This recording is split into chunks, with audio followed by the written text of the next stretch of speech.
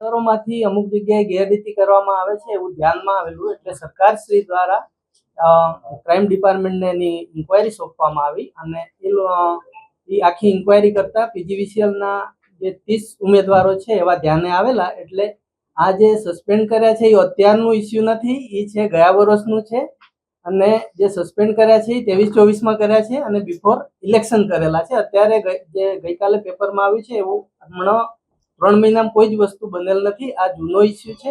એ લોકોને સસ્પેન્ડ કરી અને ખાતાકીય પગલાંની કાર્યવાહી કરવાની ઓલરેડી સૂચના આપણે ફિલ્ડમાં અધિક્ષક ઇન્દોરને આપી દેવામાં આવી. છુપાવવામાં નથી આવી, એ વસ્તુ છે સસ્પેન્ડ કરી જ દીધા છે. માર્ચ પહેલા આ તો 23નું ઇસ્યુ છે. 23માં 11 જણા સસ્પેન્ડ કરેલા છે, 24માં કર્યા છે, બિફોર ઇલેક્શન કરેલા છે.